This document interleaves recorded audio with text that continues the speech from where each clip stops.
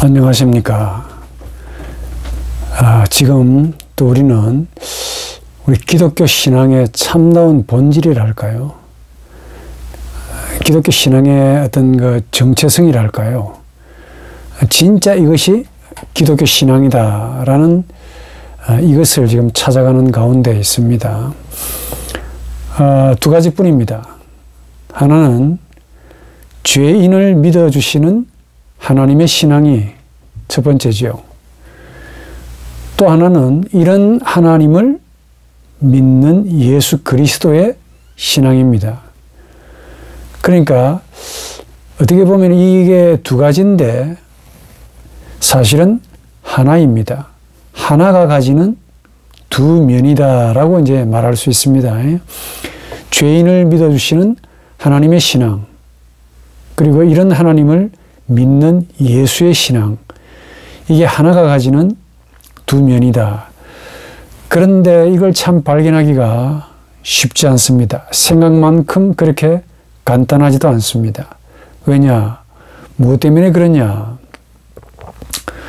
결국 추적하고 연구해 보니까 인간이 하나님을 사랑하는 사랑과 혹은 인간이 하나님을 믿어주는 이 신앙이 지나치게 이 신앙이, 그러니까 하나님을 믿어주는 이 알량한 우리 인간의 이 신앙이 너무 지나치게 강조되다 보니까 진짜 정작 죄인을 사랑하시는 혹은 믿어주시는 하나님의 신앙과 또 이런 하나님을 믿는 예수의 신앙이 배제가 되고 은폐가 되어버린다는 점이지요.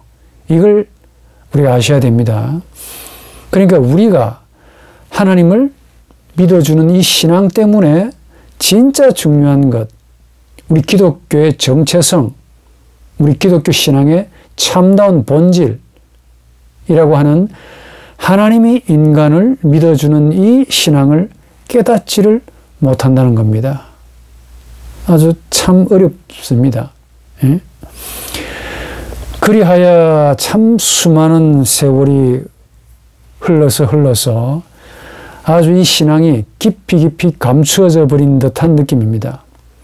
그로 인해 즉 우리 인간이 하나님을 믿어주는 이 알량한 신앙에 방점을 두다 보니까 거기서 만들어진 신앙의 패러다임, 아주 응고가 되고 경화가 되어 있는 이런 신앙의 어떤 도식이랄까요? 그게 뭐냐? 신앙은 전적으로 기대하는 거고 또 그 기대에 부합하는 그분께 의존하는 거고 또 의존은 그분에게 절대적으로 순종하는 것이다 라는 도식이지요. 거듭 말하지만은 이 도식이 틀렸다 맞다 이런 문제가 아니라 충분한 설명이 필요하다라고 했습니다. 그러니까 이 설명이, 특히 신학적인 설명이 부족했기 때문에 우리 인간이 하나님을 믿어주는 이 신앙을 중심으로 성경도 혹은 그 소중한 심볼룸, 상징이라고 하는 교리를 접목시켜서 소개하는데 그냥 굳어져 버린, 자연스럽게 만들어져 버린 그런 패러다임이 되어버린 겁니다. 이 패러다임 때문에 죄인을 믿어주시는 하나님의 신앙이 가리워져 있습니다. 예수 그리스도는 하나님이 우리에게 가리키는 하나님의 손가락, 호모 에케, 보라, 저 사람이다. 혹은 칼케톤 신조와 관련지어서 말씀을 드리면은 예수 그리스도는 베레 호모, 참으로 사람이다. 진짜 사람이라는 말이죠. 그러면서 동시에 참으로 하나님이다. 이게 아니라면 우리가 왜 예수를 믿습니까? 예수처럼, 예수와 같이 하나님을 믿는 것. 이게 바로 기독교 신앙이죠. 그래서 예수가 하나님을 어떻게 신앙하셨는가를 우리는 깨닫고 그 정도로 나아가서 본받아야 됩니다. 우리 삶에 혹은 우리 신앙의 생활의 전부가 되도록 제 단도직입적으로 지금 우리 동공을 감싸고 있는 비늘이 있는데 마치 사울이 바울이 되기 전까지의 눈에 비늘이 있었죠. 이 눈의 비늘이 벗겨져야 됩니다. 이 눈의 비늘이 뭐냐?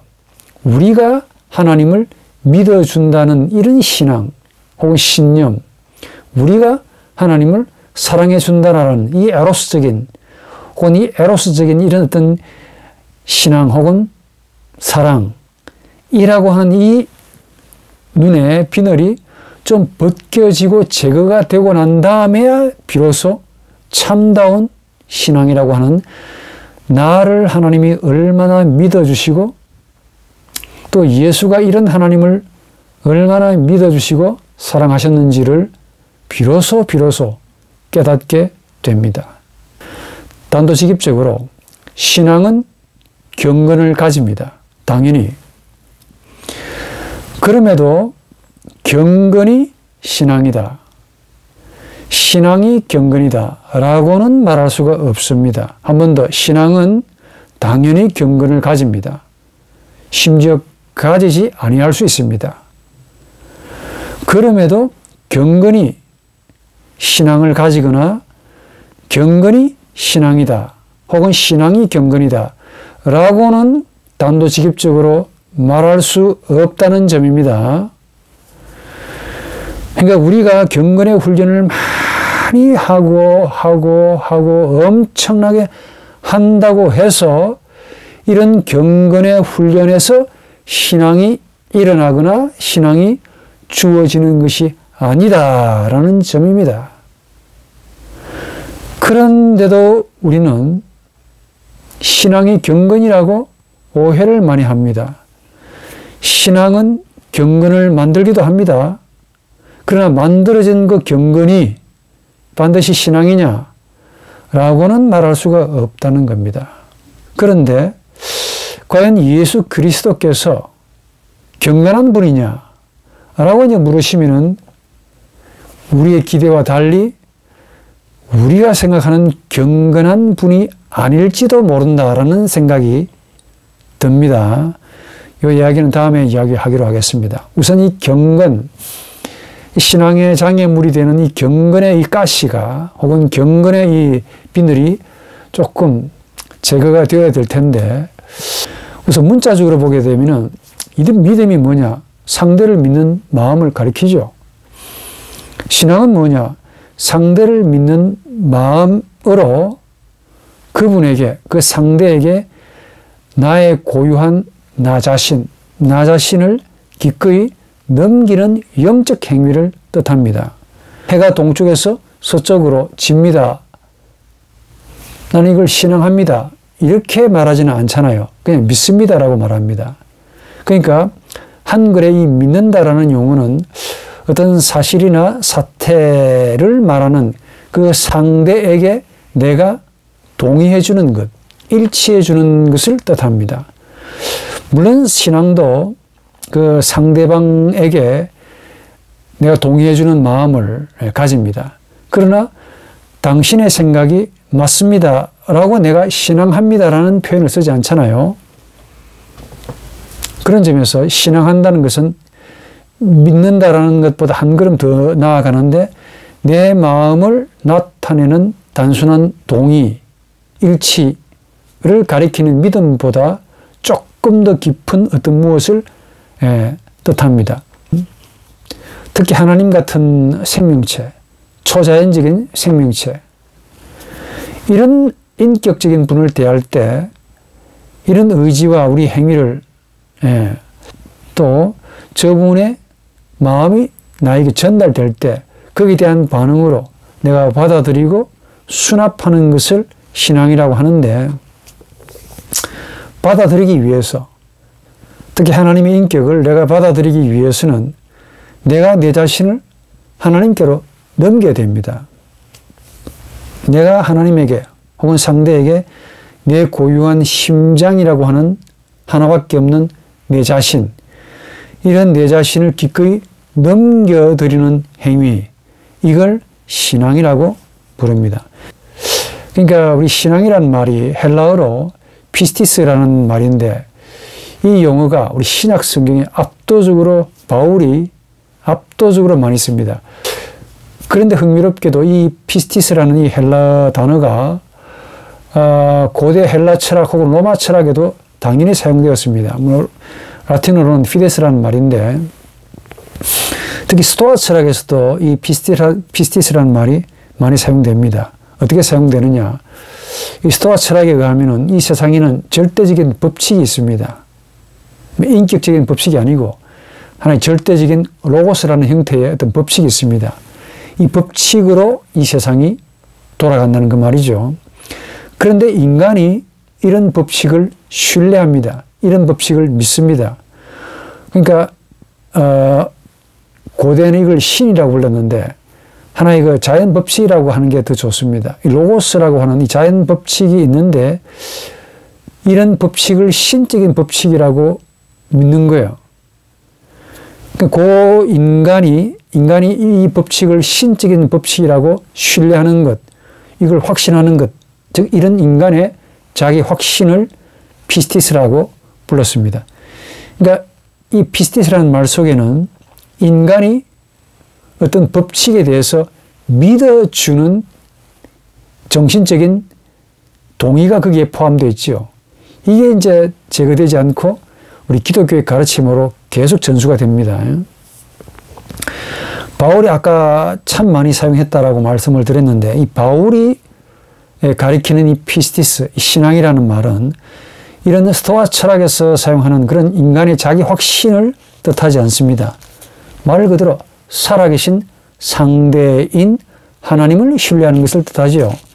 그러니까 하나님을 신뢰한다는 그 말은 이미 전제가 포함되어 있습니다. 이런 인간을 하나님이 믿어주신다 하는 사실이 그게 전제로 담고 있어요. 이런 하나님에 대한 인간의 인격적인 반응을 바울은 신앙이다라고 불렀던 겁니다.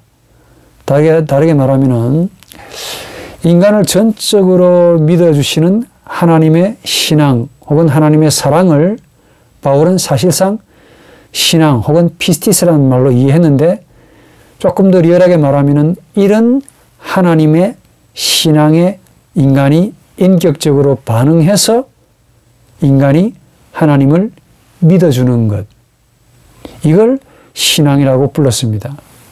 그러니까 인간을 신뢰하여 하나님의 아들 독생자 예수 그리스도를 보내주셨잖아요. 바울은 이 사실이 항상 전제로 깔려 있습니다. 바울이 이걸 많이 강조하면서 우리가 이런 그리스도를 신뢰하는 피스티스, 신앙을 하나님의 은혜라고 해석하시죠. 무슨 말이냐?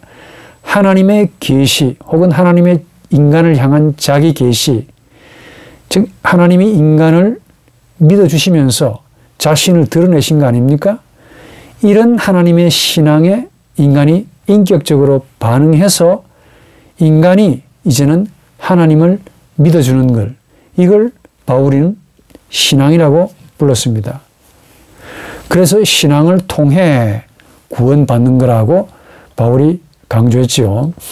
이런 점에서 우리 기독교 신앙은 단순히 신을 믿어주는 것, 믿어준다 라는 자기 확신을 의미하는 것이 아니라 타자인 하나님의 아들 그리스도를 믿는 신앙이죠. 이 말이 참 단순한 것까지 보이는데 절대로 단순하지 않습니다. 한 번 더, 우리 인간이 하나님을 믿어준다는 이런 자기 확신이 약간은 좀 제거되어야만이 이런 인간을 믿어주시는 하나님의 사랑, 또 이런 하나님의 자기 사랑인 예수 그리스도를 내가 믿는 것, 이게 온전히 드러난다라는 말입니다. 그러니까 그리스도를 신앙한다라는 말은 궁극적으로 인간을 믿어주시는 하나님의 신앙에 내가 인격적으로 반응한다, 응답한다, 대답한다. 너 어디 있니? 라고 말씀하시는 그 하나님의 물으심에 예라고 응답하는 행위를, 이런 정신적인 반응을 신앙이다라고 부르는 겁니다. 그래서 신앙은 스토아 철학에서나 일반 철학에서 말하는 믿어주는 행위, 즉 내 자신의 자기 확신이 아니라 타자로 실제하시는 하나님을 전적으로 신뢰, 신앙하는 것을 뜻합니다. 그 하나님에게 내가 내 자신을 넘깁니다. 왜냐? 하나님도 나에게 먼저 하나님의 고유한 자신인 예수 그리스도를 넘겨주셨기 때문에 이 예수 그리스도라는 하나님의 자신을 받기 위해서 내가 내 자신에게서 나와가지고 하나님께로 넘겨줘야 됩니다. 이게 바로 신앙이다. 그래서 그리스도를 믿는 자를, 신앙하는 자를 하나님을 믿는 자, 하나님을 신앙하는 자로 간주하십니다. 하나님이. 그러니까 자신의 아들로 비유되는 이런 자신의 소중한 심장을 우리에게 넘겨주신 것은 우리 죄인을 향한 하나님의 신뢰가 얼마나 무한한지, 얼마나 영원한지, 얼마나 전지한지, 얼마나 전능한지를 알 수가 있습니다. 보통 우리 인간사에서도 우리 전부를 남에게 넘겨주지 않지요. 믿지 않으면 넘겨줄 수 없습니다. 전적으로 신뢰가 동반되지 않으면 사랑할 수가 없지요. 믿을 수가 없는데 그분에게 우리의 전부를 어떻게 넘기겠습니까? 그러니까 신뢰라는 것은 하나의 전제입니다. 하나님께도 마찬가지입니다. 하나님이 우리를 믿어주시는, 우리를 믿으시는 그 전제 하에서 우리를 사랑해 주신 겁니다. 우리를 사랑하셔가지고 독생자 예수 그리스도로 자신을 우리에게 넘겨주시지요. 신앙이라는 기초 위에 하나님의 사랑이 펼쳐지는 겁니다. 그런데 이런 참 기독교 신앙, 이 신앙이 우리 기독교 참된 신앙인데 이게 경건이 되어버리면 좀 문제가 있습니다. 신앙이 경건이다. 이렇게 되어버리면 좀 상당한 문제를 가지고 있습니다. 대체로 우리가 경건은 알다시피 종교적인 훈련을 통해서도 충분히 활성화됩니다. 경건하라고 말씀 안 하셔도 율법적으로 주입을 안 시키셔도 우리 영혼이 활성화만 되면은 활발하게 움직이기만 하면은 경건해집니다. 예. 이런 경건이 외형적으로 보게 되면은 신앙과 아주 상당히 유사합니다. 이것 때문에 많은 사람들이 신앙은 경건이다 라고 이제 오해를 한다는 점이지요. 한 번 더. 신앙에서 경건이 나올 수 있습니다. 그렇지만은 반대로 경건에서 신앙이 나오지는 않습니다. 왜냐? 신앙이 경건보다 훨씬 더 크기 때문에 그렇습니다. 특히 우리 인간의 경건은 혹은 인간의 사랑은 혹은 인간의 신앙은 인간이 하나님께로 올라가는 그런 방식을 택합니다. 하나님께로 나가는 방법이죠. 인간의 신앙은 원초적으로 일종의 반응입니다. 하나님이 인간에게 내려오시는, 하나님이 인간에게 자신을 넘겨주시는 이런 아가페적인 하나님의 신앙, 아가페적인 하나님의 사랑, 그로 인해 인간의 영혼에서 일어나는 일종의 안티포르트, 반응에 불과합니다. 그 반응을 대단히 강조하고 방점을 두시는데 진짜 방점을 둬야 할 지점은 죄인을 믿어주시는 하나님의 신앙에 있는 겁니다. 하나님이 인간을 믿으시는 하나님의 신앙이 없다면은 우리가 하나님을 믿어주는 신앙은 일어나지 않습니다. 경건한 자 리꼬르 신앙이 좋으신 분, 경건 리꼬르 신앙이다. 이건 아닌 거야. 경건이 구원을 줍니까? 내가 묻고 싶은데. 신앙은 구원을 줍니다. 반대로 경건은 구원을 줍니까? 주지 않지요. 그런데 오히려 더 나아가면은 이 경건 때문에, 이 훈련으로 인해 주어질 수 있는 이 경건 때문에 하나님의 선물인 이 신앙이 핍박을 받을 수도 있다는 점이지요. 아주 놀라운 흥미로운 이야기인데 그 예가 바리새인들이 예수를 핍박해서 십자가에 죽은 그 사건입니다. 바리새적인 유대인들이 가장 존경하고 이분들의 신앙의 롤모델이 누구냐 하면은 다 아는 대로 다니엘입니다. 바리새인들은 다니엘을 자신들의 신앙의 혹은 자신들의 경건의 우상 혹은 롤모델로 생각했다라고 고펠트라는 신학자는 그렇게 주장합니다. 충분히 공감할 수 있습니다.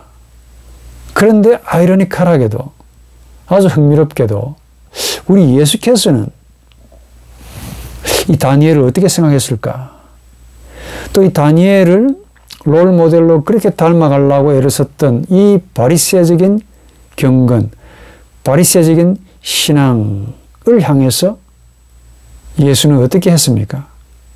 마태복음 23장 그 이후로 보게 되면 아주 처참하리만큼, 비참하리만큼 예수 그리스도는 저주를 하셨습니다.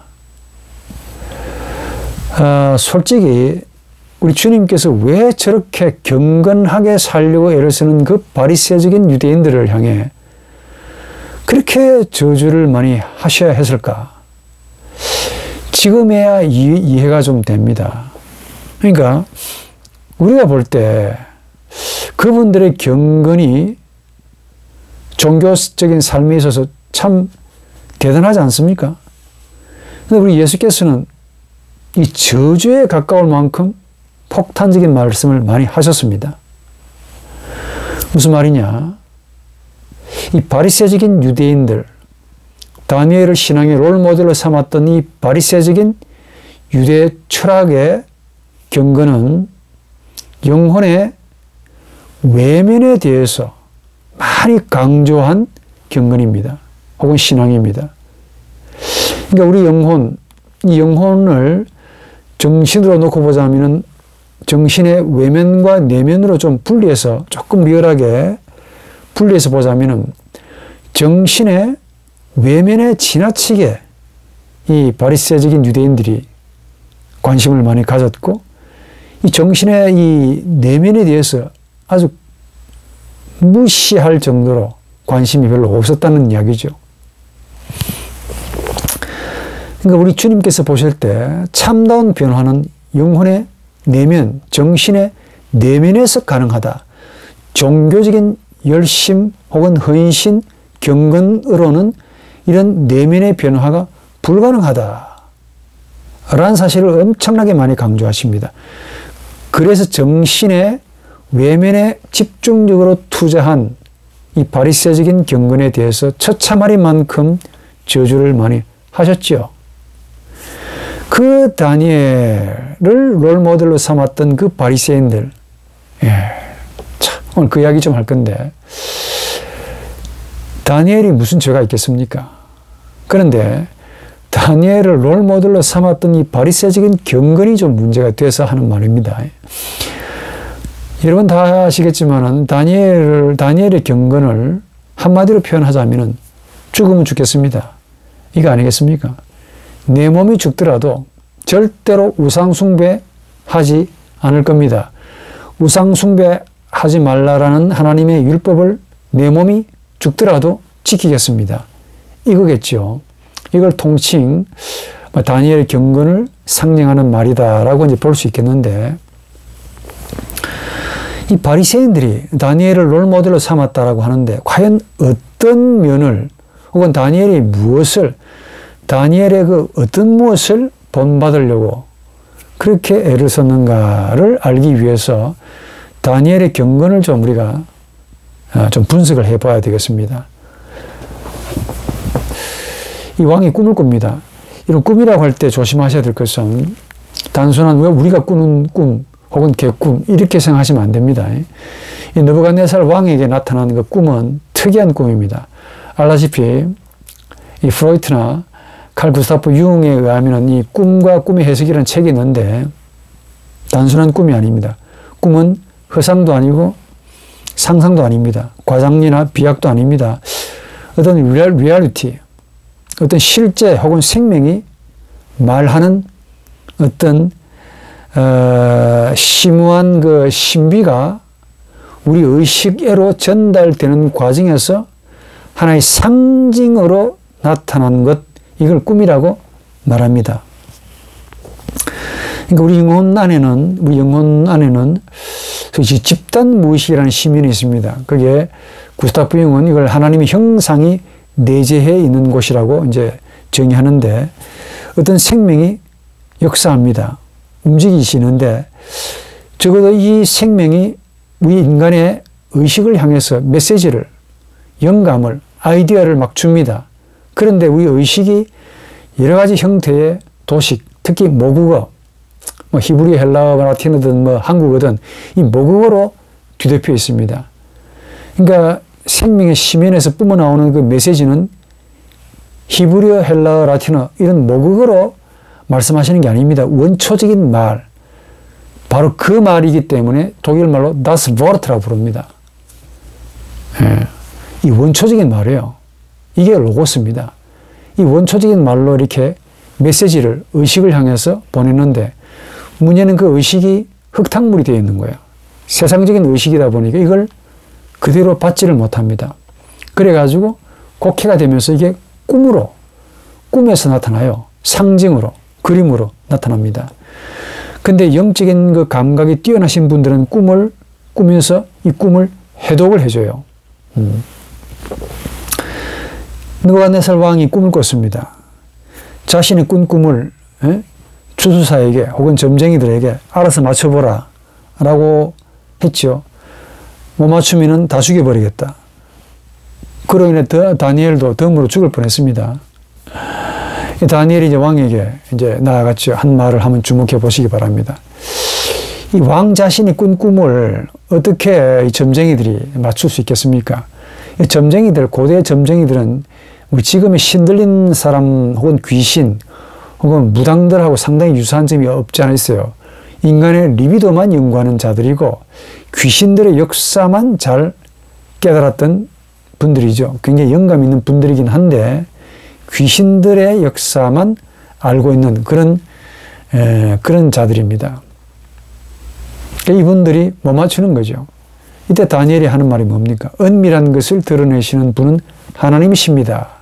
이렇게 말합니다. 그리고 이 은밀한 것이 제게 드러나는 것은 제가 다른 인생들보다 더 지혜로워서가 아닙니다. 2장 30절에 굉장히 겸손한 말씀으로 보입니다. 이렇게 자신을 낮추고 꿈을 설명해 줍니다. 그리고 해석해 줍니다. 해석인즉슨 하나님이 왕에게 왕국, 영광, 권세, 명예를 주셨는데 왕국이 분열될 겁니다. 그러나 하나님은 망하지 않는 영원한 왕국을 주셨습니다. 한마디로 집단 무의식에 있는 그 누미노제 혹은 누멘이라고 하는 거룩한 신성 혹은 하나님의 생명 혹은 실제, 이 실제가 의식을 향해 메시지를 보내는데 그 아이디어, 그 창의적인 생명력, 여기에 대한 해석을 다니엘이 해줬다는 겁니다. 또 왕이 다시 꿈을 꿉니다. 그러니까 왕 자신의 꾼 꿈을 이제 본인이 설명해 줍니다. 첫 번째보다 훨씬 더 리얼하죠. 그러면서 해석을 원합니다. 아무도 해석을 못하죠. 다니엘이 딱 나타나셔가지고 해석을 해줍니다. 첫 번째는 본인이 어떤 꿈을 꾸는지도 모르고 해석을 해달라고 그랬고, 두 번째는 이제 꿈은 이제 그 정도 어떤 이런 꿈을 꿨다라는 것을 이제 깨닫게 된 거죠. 그만큼 이 왕이 이 영감이 처음보다 굉장히 뛰어났다는 사실을 전제합니다. 해석을 못하는 거예요. 다니엘이 해석을 해줍니다.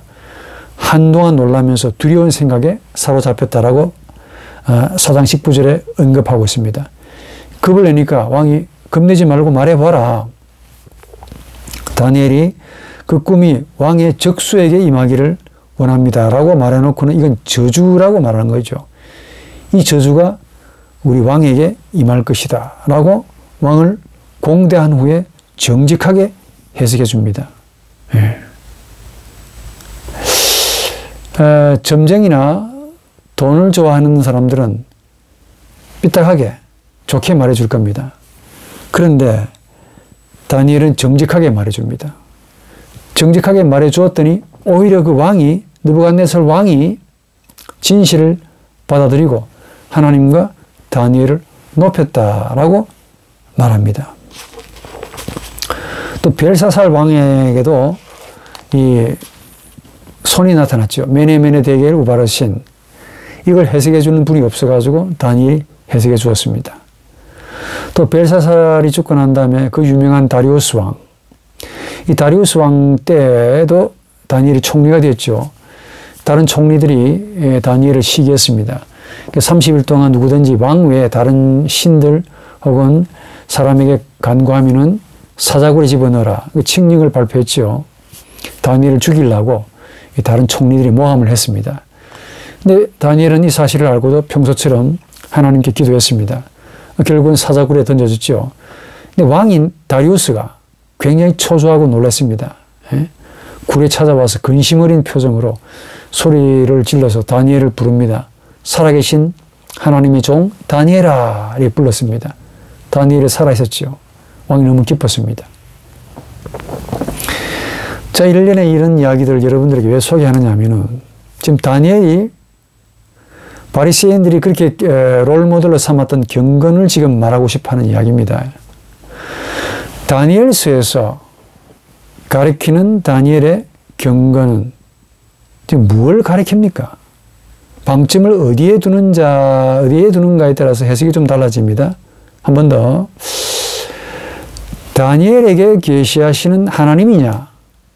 아니면 이런 하나님 앞에서 인간들에게 행한 다니엘의 그 정직성, 다니엘의 그 율법을 지키지 않음, 율법을 지킴, 이런 다니엘의 행동이냐, 어디에다 방점을 두느냐에 따라서 해석이 달라집니다. 뭐 사자굴이 나오고 풀무불이 나오고 왕의 권세가 나오고 노예가 나오고 이런 등등의 많은 말에 초점을 두지 마시고 하나님의 계시라는 여기에 초점을 맞추어서 보시기 바랍니다. 한 번 더, 포로로 잡혀간 유대인 청년 다니엘, 여기에 초점을 두지 말고 계시를 받고 있는 한 사람의 다니엘에 초점을 맞춰 보십시오. 자신의 조국 이스라엘을 지키기 위해서 신의 계시를 혹은 신의 도움을 받는 그런 다니엘, 이런 다니엘의 씩씩한 유대 청년의 모습, 이런 행동, 여기에 초점을 두지 말고 하나님의 강렬한 계시를 지금 받고 있는 한 사람의 유대 청년에다 방점을 둬 보십시오. 그럼 어떤 생각이 드느냐 이 말이지. 핍박받고 저항받는 다니엘이라는 이런 한 사람의 행동에다가 초점을 두지 말고 한 사람인 다니엘에게 어마어마한 하나님의 강렬한 계시가 임하심, 하나님의 자기 계시, 이런 자기 계시의 하나님에게다가 방점을 두시면은 지금 제가 말씀드리고 싶은 다니엘의 경건의 실체가 드러납니다. 무슨 말이냐?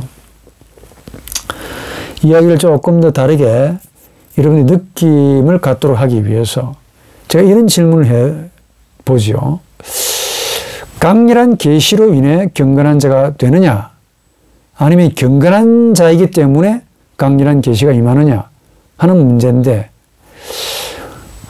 물론 다니엘의 행동은 당연히 경건합니다. 당연히 경건합니다. 경건하죠.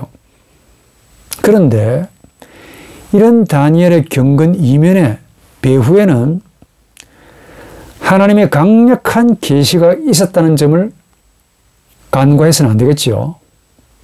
하나님은 꿈으로 왕들에게 계시해 주셨고 그 꿈을 이해하고 의식적으로 혹은 의식된 말로 가져올 수 있는, 소위 해석할 수 있는 계시의 능력을 다니엘에게 주셨습니다. 그렇죠? 그럼 만약에 저나 여러분들에게 다니엘과 똑같은 엄청난 강렬한 계시가 주어졌다고 가정해 보시죠. 그 계시가 나에게 주어졌습니다. 우리에게. 그러면 그 계시를 타인에게 해석을 듣기를 원하는 그 남에게 진실하게 말하겠습니까? 아니면 발람처럼 거짓으로 구하겠습니까? 어때요? 내가 진실하게 구하면은 내 목숨이 날아갈 수 있습니다. 그럼에도 불구하고 정직하게 구하겠습니까? 아니면 내 목숨을 유지하기 위해서 어마무시한 하나님의 계시가 있었음에도 불구하고 조금 살기 위해서 내가 사람을 위해서 약간 살을 붙여가지고 발람처럼 그렇게 좋게 말하겠냐고.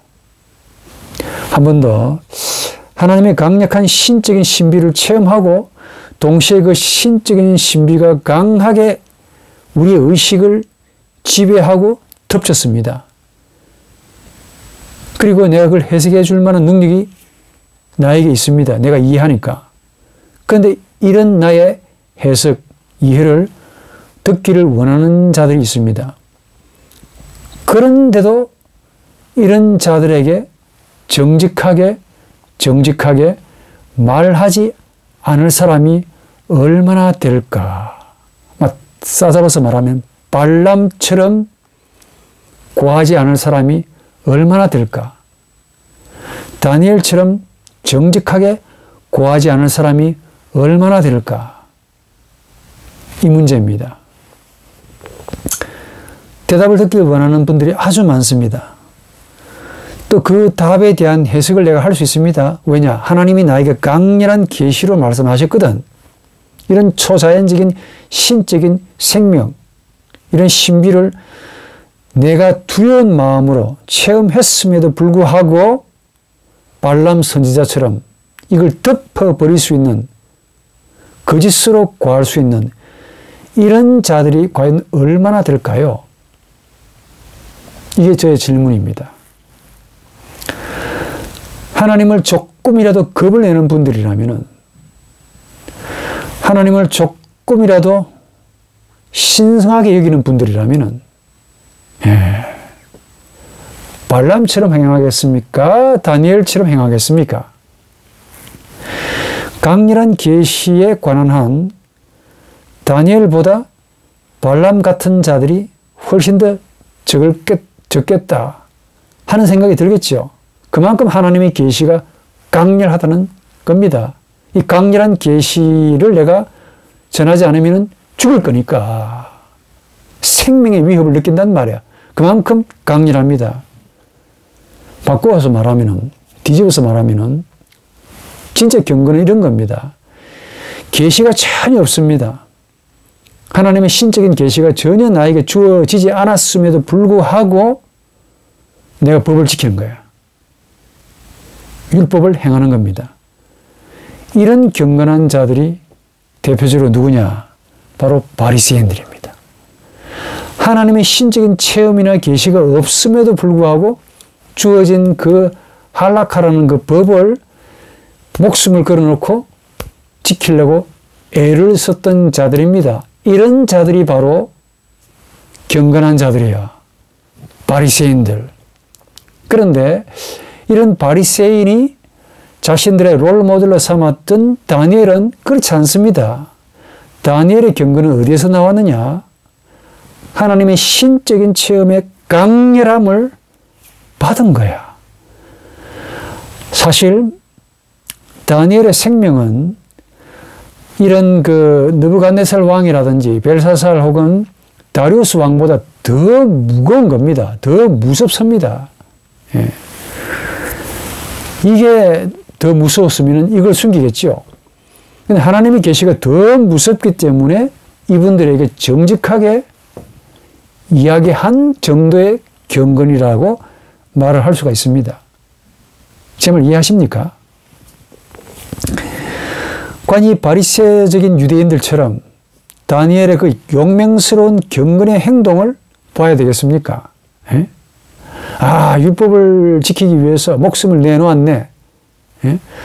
우상 숭배하지 않는 그 경건을 다니엘이 행했네.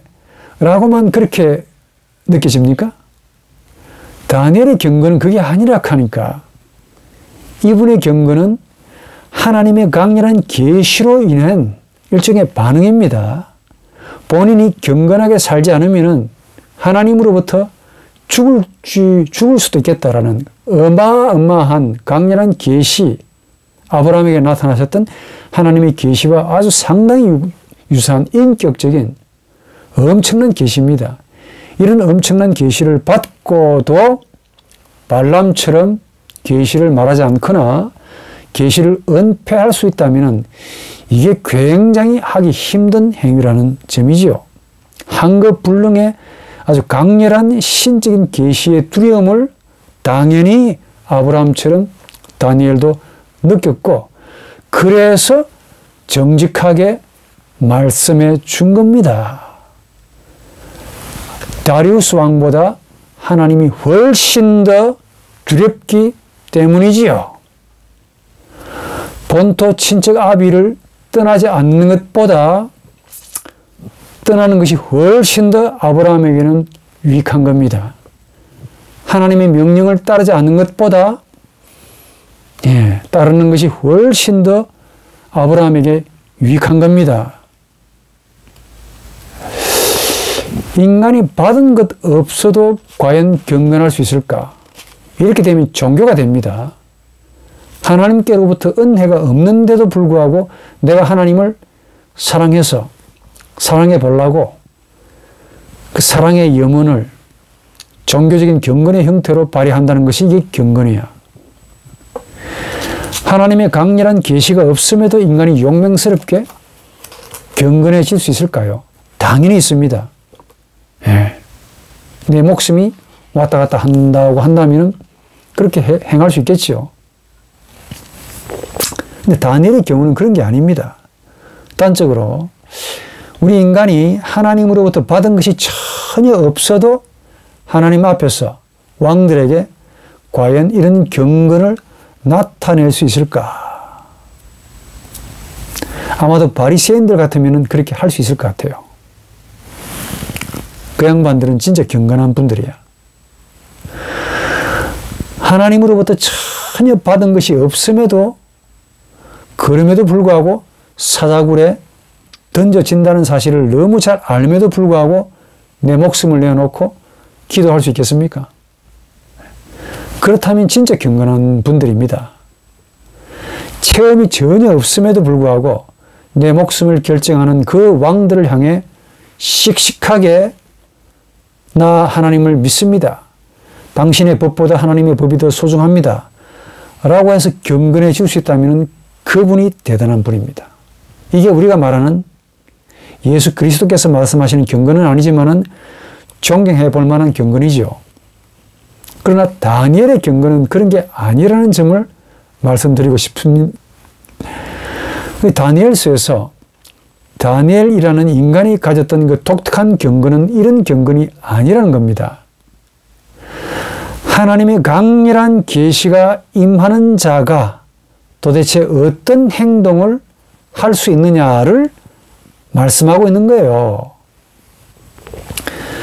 다니엘이기 때문에 경건할 수 있다가 아니라 하나님의 강렬한 계시 때문에 다니엘과 같은 경건이 자연스럽게 나온다는 것을 다니엘서가 말씀해 줍니다. 무슨 말이냐? 다니엘의 경건은 하나님의 자기 계시에 대한 일종의 반응입니다. 응답입니다. 너 어디 있니? 너를 찾으시는 하나님의 그 물으심에 대한 나 여기 있습니다. 라는 자연스러운 응답이라니까요. 시궁창에서 지금 무궁화가 핀다, 꽃이 핍니다. 하나 예를 들어 보죠. 그럼 시궁창에서 무궁화가 꽃을 피우는 것은 무궁화가 꽃을 피워야 하기 때문에 피는 거죠. 핀다는 것이 피지 않은 것보다 훨씬 더 강하기 때문에 그렇습니다. 이해하시겠죠? 아, 시궁창에서 저 라일락이 피네, 향기가 나네. 그렇게만 보지 마시라니까. 아, 저 라일락 꽃이 참 대단하다. 그렇게 보지 마시라니까.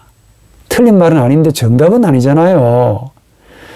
저 오물더물이 시궁창에서 무궁화가 혹은 라일락이 꽃을 핀다라는 그 말은 꽃으로 핀 무궁화도 물론 이쁘지만은 그 무궁화로 하여금 꽃을 피게 하는 강렬한 생명, 이게 너무 이쁘지 않습니까?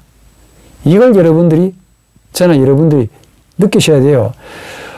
시궁창에서 핀 무궁화에 방점을 두지 말고 시궁창에서 저 무궁화로 하여금 강렬하게 꽃을 피우게 하는, 죽는 것보다 꽃을 피우게 하는 어떤 강렬한 생명력, 이 생명의 위클리카이트, 실제성, 이걸 우리가 봐야 되지 않겠냐 하는 말이죠.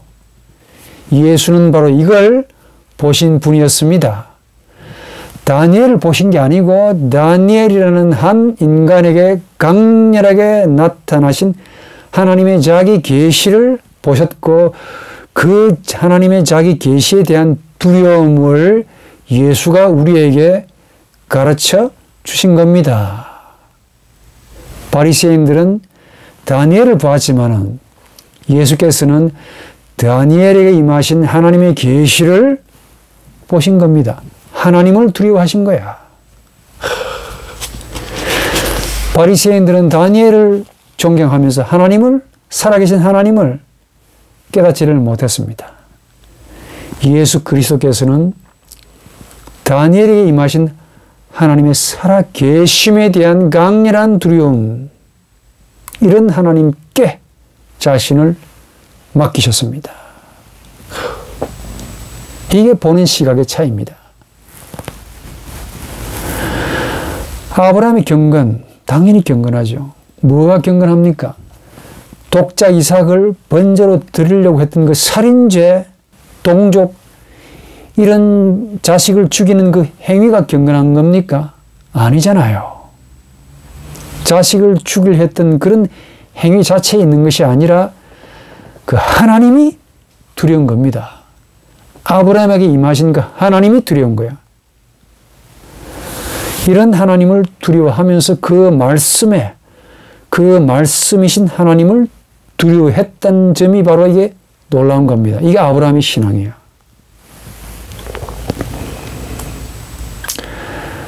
아, 20세기 1917년도인가 19년도인가 루돌프 오토라는 분이 쓴 종교 심리학자죠.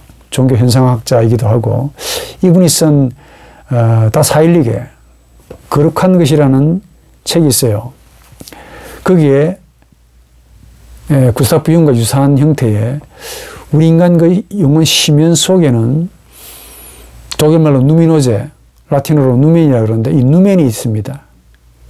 이 누멘이 우리 인간의 의식을 향해서 메시지를 보내는데, 이런 누멘을 접촉하는 인간의 의식은 어떤 다양한 형태의 반응을 한대요.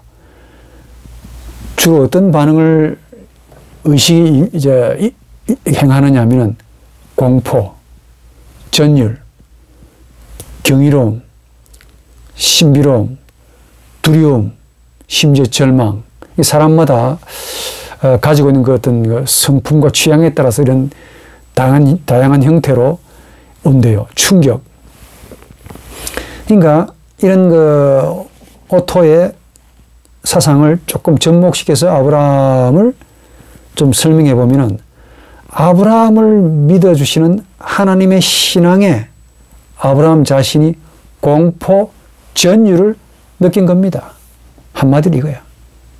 그런데 사람들은 아브라함을 보는 겁니다. 하나님을 보셔야 되는데 하나님을 보지 않고, 아브라함 이상을 바쳤네, 자신의 소중한 것을 드렸네, 여기에다 방점을 둬가지고 뭐 그래서 어쩌려고, 뭐 여러분들도 자식을 하나님께 드리려고요. 가장 소중한 어떤 무엇을 하나님께 바치는 건 나쁘지 않은데 하나님을 보셔야죠. 하나님을 두려워해야 되지. 모세가 지금 말씀하고자 하는 이 아브라함의 이야기는 그 이야기입니다. 강렬한 하나님의 계시가 아브라함에게는 두려운 겁니다. 따라 행하지 않으면 어마어마하게 두려운 거예요. 이게 인격적인 두려움입니다.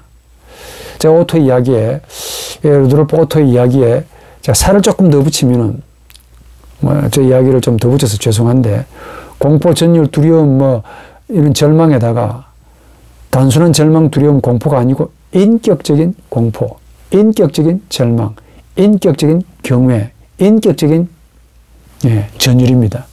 그렇게 말씀하는 게 옳습니다.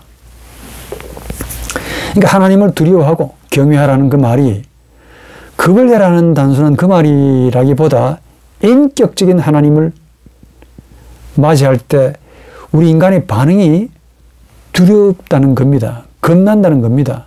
전율을 느낀다는 거야. 아브라함의 행위를 따라하고 흉내내라는 그 말이 아니라 하나님을 두려워하세요 라는 그 점이죠. 계시하시는 하나님을 두려워해라. 그 계시를 경외하고 두려워해라. 즉 제 말로 너희를 믿어주시는 하나님을 두려워해라. 이거 아닙니까? 이게 바로 예수의 신앙에서 잘 나타납니다. 그런데 바리새적인 유대인들은 경건의 모양은 갖추었습니다. 경건의 능력이 없는 거야. 정신의 외면은 잘 갖춰졌습니다. 그런데 정신의 내면의 변화는 없는 거야. 그러니까 힘이 없는 거죠. 이 경건한 거지. 제가 다음에 이야기하겠지만은 예수님의 경건에 좀 비추어서 생각해 봅니다. 이 바리새적인 경건과 예수님의 경건을 한번 비교를 해 놓고 보자면은 이 경건이라는 관점에서 바리새인 그리고 예수, 그 바리새인들이 예수를 죽였잖아요. 경건이라는 관점으로 한번 비교를 해보는 것도 참 흥미로울 것 같습니다. 바리새인들은 분명히 경건합니다. 이제 우리가 생각하는 경건이죠. 그런데 우리가 생각하는 경건이라는 척도로 예수를 보게 되면 어때요? 예수님은 경건한 분입니까? 예? 율법을 잘 행하고 그리고 바리새인들이 존경할 만한 그런 다니엘의 경건을 예수께서도 행하셨습니까? 예수는 경건한 분이 아니시지요. 설마 예수를 경건한 분이라고 말하는 분은 없을 거라고 봅니다. 예. 참 흥미롭습니다. 그러니까 예수께서는 누구를 두려워해야 되느냐를 우리에게 말씀해 주고 있습니다. 그런데 바리새인들은 무엇을 두려워해야 될 것인가에 대해서 설명을 하고 해석을 해 주었습니다. 그 설명서가 한락합니다. 한락가. 다음에 말씀드릴게요. 첫 번째 수가 안 맞는 거죠. 그러니까 사람을 봅니다. 제가 이런 말씀을 왜 드립니까? 이 경건이라고 하는 것이 필요합니다. 그런데 경건이 나중에 악이 된다는 것을 말씀드리고 싶습니다. 한 번 더 이 말을 제가 여러분들께 드리면은 경건하지 마십시오라고 오해를 할까봐 참 조심스러운데 제 말은 여러분들이 경건하지 마라, 경건하시면 안 된다라는 말이 아니죠. 무슨 말입니까? 경건은 필요합니다. 바울의 말대로 경건의 모양도 경건의 능력도 다 갖추면 좋습니다. 우리 목사님이 양복을 쫙 입고 성도들에게 단정한 모습으로 넥타이 메고 나타나는 모습이 그냥 장맛바람으로 나타나시는 것보다 훨씬 더 보기 좋잖아요. 집에서 막 뒹굴던 그런 장맛바람으로 성도들에게 나타나는 것보다 우리 목사님이 단정한 모습으로 깨끗한 모습으로 양복 입고 나타나는 모습이 훨씬 더 보기 좋지 않습니까? 그런데 이 보기 좋은 건데 이거는 경건의 모습입니다. 이것도 필요합니다. 필요합니다. 한 번 더 필요합니다. 그러나 그 목회자의 삶, 즉 양복을 쫙 가다마이를 쫙 빼입은 그 목사님의 정신의 내면이 변화되지 않고 체험이나 신비적인 계시를 받지 못하는 죽은 영인 상태에서 양복만 쫙 빼입었다 라고 하게 되면은 어떤 모습이 연상됩니까? 경건의 모양은 갖췄지만은 경건의 능력이 없는 목회자. 이분이 아무리 기도를 많이 해도 역사가 일어나지 아니하고 변화가 없는 기도. 기도를 하면서 계속 같은 말을 반복합니다. 동어 반복. 비트겐슈타인이라는 철학자는 동어 반복을 무의미한 말로 그렇게 규정했습니다. 철학자도 그렇게 같은 말을 반복하게 되면 의미가 없다라고 규정하는데 신학자이면서 목회자인 저런 분들이 같은 말을 계속 반복하네. 오늘 우리가 토스라는 이 하나님이라는 말, 참 무거운 말입니다. 같은 말 반복하시면 안 되는 말 가운데 하나입니다. 왜냐하면 그 하나님이라는 말 속에는 우리 생명이 걸려있고 우리 실존이 걸려있고 우리 영생이 거기에 포함되어 있습니다. 그만큼 하기 어려운 말이고 두려운 말입니다. 그래서 계명에 하나님의 말을 망령되이 일컫지 말라 라고 딱 못을 박아놨습니다. 그랬더니 또 이 법을 철저하게 지킨다고 옛날 유대인처럼 하나님이라는 말이 나오면은 또 그 경건은 너무 보기 좋습니다. 그런데 그 경건의 모양, 경건의 모습, 그것도 필요합니다. 거듭 필요하다니까. 그것이 필요할 때는 언제 필요합니까? 경건의 능력이 갖추어진 상태에서 경건의 모양을 갖추게 되면 정말 좋은 거지요. 진짜 온전한 예수 그리스도의 신앙을 본받는 자로서 경건의 능력을 갖추고 이런 우리가 양복 가다마에 쫙 빼입고 성도들에게 나타난다면야 얼마나 보기 좋습니까?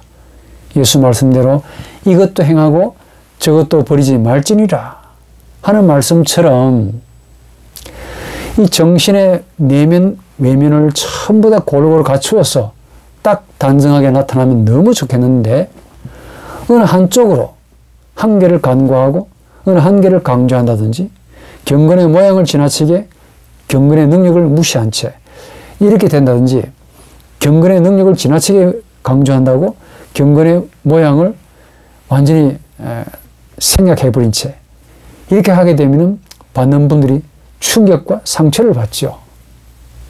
모든 것이 가하지만은 덕을 세우는 것이 아니라고 그랬습니다. 상대방에게 유익을 주기 위해서 때로는 내 약한 것을 상대방에게 자랑할 줄 아는 이런 겸손 참 많이 필요합니다. 지금 무슨 말씀을 드리고 싶으냐? 우리 한국교회의 경건의 행태를 제가 여러분들에게 소개하고 하지 않아도 다 알 거라고 봅니다. 문제가 없으면 이런 말을 할 필요가 없습니다. 여전히 문제가 많다는 걸 여러분들이 더 잘 아실 거라고 봅니다. 경건의 능력은 좀 그런데 경건의 모양엔 너무 지나치게 그러다 보니까 세상 사람들이 경건의 능력이 없는 교회를 이제 비웃습니다. 처음에는 뭣도 모르고 교회, 목사님, 신학자, 신학, 거룩한 학문으로 안 봤겠습니까? 그런데 더 가까이 가보니까 내용물이 없는 거야. 잔인할 정도로 무지합니다. 세상 학문에 대해서 그렇게 빈핍합니다. 공부도 너무 안 하세요. 책이 저렇게 많음에도 불구하고 공부도 안 하시고 어떻게 보면 신령한 길을 가신다라고 이제 보이는데 그 신령한 그 기도 혹은 이런 행위가 경건의 능력을 드러내는 그런 모습으로 비친다면 너무 좋겠습니다.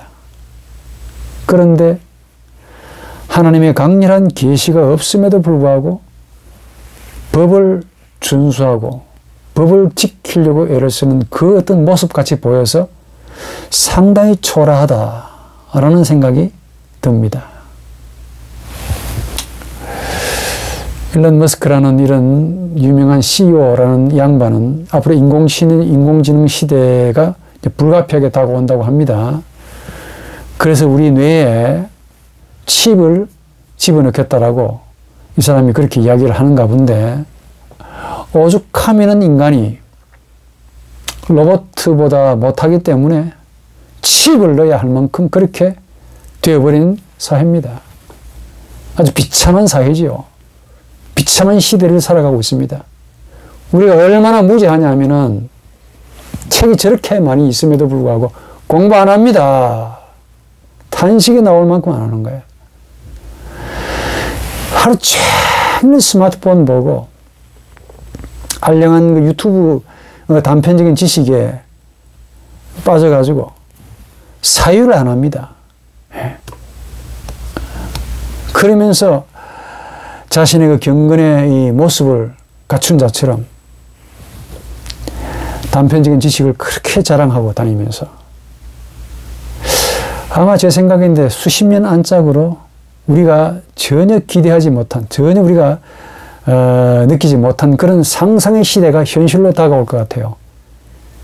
로봇이 지금 만들어져 가는 그 상황을 보게 되면 섬찟할 정도입니다.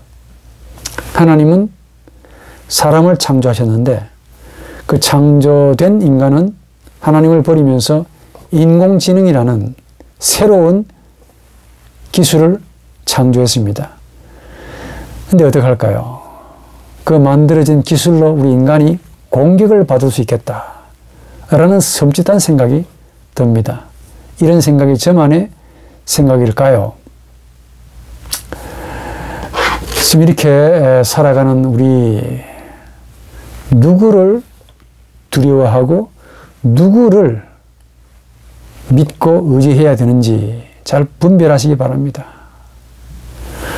죄인을 믿어주셨던 그 하나님을 너무 가볍게 버리면서 나를 믿어주지도 않는 기술에 그렇게 믿고 자신의 전부를 넘기네. 나 같은 쓸모없는 죄인을 믿어주시고 사랑해주시는 그 하나님의 사랑은 아주 쉽게 망각하면서 내가 그렇게 쳐다보는데도 눈길 한번 주지 않는 그 가수의 눈길을 위해 그렇게 사모하는 마음으로, 열렬한 마음으로 그렇게 애정을 바치네. 저 스마트폰이 여러분들에게 구원을 줍니까? 행복을 줍니까? 만족을 주십니까? 아닐 건데. 이런 우리를 여전히 지켜보시면서 한 번도 눈을 감지 아니하시고 너 어디 있니? 라고 부르시면서 우리의 고유함을 찾으시는, 애타게 찾으시는, 그리고 믿고 구하시는, 찾고 두드리시는 그 하나님을 보지 않는 죄악이 얼마나 크겠습니까? 우리가 지금 목숨이 좀 부재하고 있다고 하나님을 업수히 여깁니다. 우리가 지금 밥을 좀 먹고 있다고 나를 쳐다보시는 하나님께 눈길조차 주지 않습니다. 지금 우리가 조금 살만하다고 나를 믿어주시는 하나님의 신앙에 대해 반응하지 않습니다. 그러면서 아무 신이나 괜찮지요. 막이라도 괜찮습니다. 내가 좋으면 좋은 거 아닙니까? 라고 말하면서 그렇게 신을 찾아다니는 이런 종교다원주의자들을 또 봅니다. 이런 비참한 현실을 보면서 다시 한번 근본으로 돌아오시기를 간절히 바랍니다. 나를 믿어주시는 하나님의 신앙과 나에게 하나님을 어떻게 신앙하는지를 보여주시는 예수 그리스도를 우리가 어떻게 깨닫고 본받아야 할지를 느끼시는 은혜가 있기를 바랍니다.